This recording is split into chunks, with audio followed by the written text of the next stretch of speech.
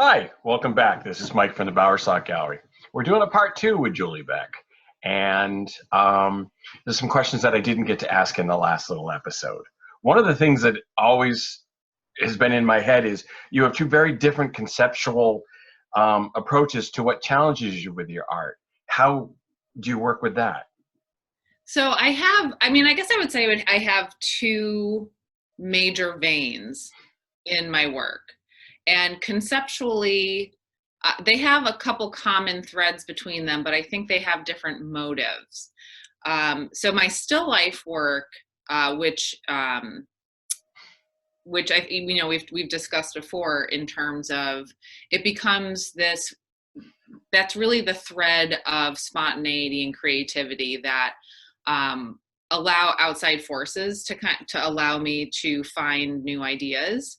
And I also actually really enjoy the limitation of having to use actual objects that I can find. So one of my favorite books, it's called Free Play, and it's about the improvisation in life and art. And one of the chapters is really about the power of limitations. And so what still life does for me is it allows me to have the limitation of needing the physical objects, and these are what you have, and you have to make something out of it. And so that can be really powerful because I tend to actually get overwhelmed with a completely blank canvas. That is super scary for me. Yeah. So It would terrify me.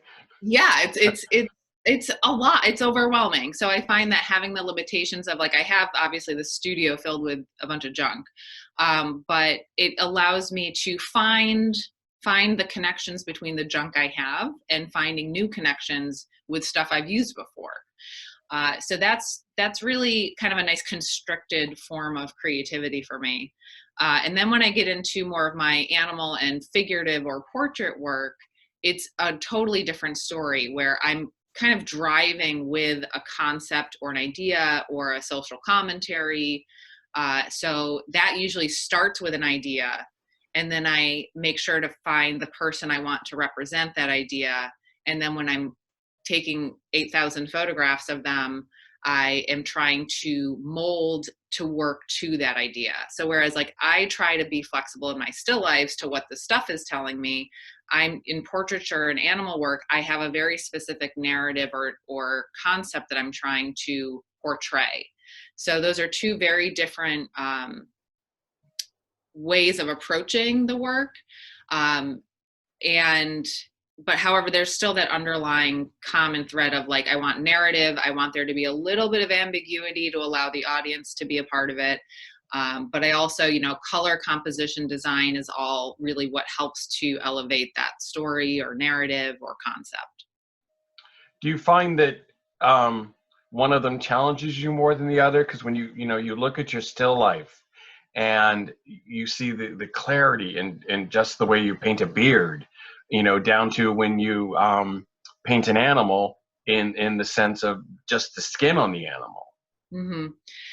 I would say that the portraiture, figurative, and the more imaginative realism, with the elephant painting that you guys were showing, those are much more challenging. And the reason for that is I do not always have the ability to work from life. When I do still lifes, I always work from life for the most part.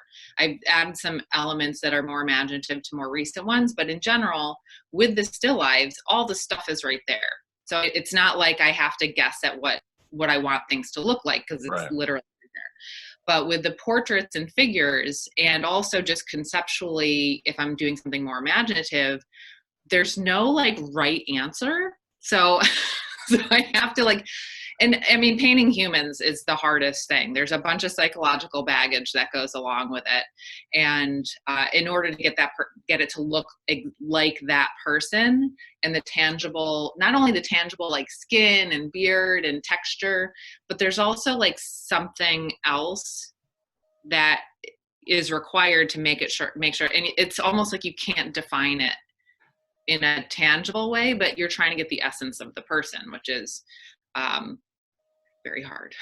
Well, in seeing your still life, you definitely get the essence, because I can remember at the Boston show when we had the piece hanging, and there was a man that was obsessed with John's piece, and John came in, and I had him go stand at the booth, and the guy about freaked. So Yeah, that's a good. you definitely you Every have time that ability. portrait and have the model just go stand near it, Yes. and people are like, oh my god. It definitely got attention. Well, again, Julie, I want to thank you for having this conversation with me. And again, anybody who wants to check out Julie's work, just go to the Bowersock Gallery at bowersockgallery.com and look up Julie Beck. Thanks again, Julie. Bye. Have a good day.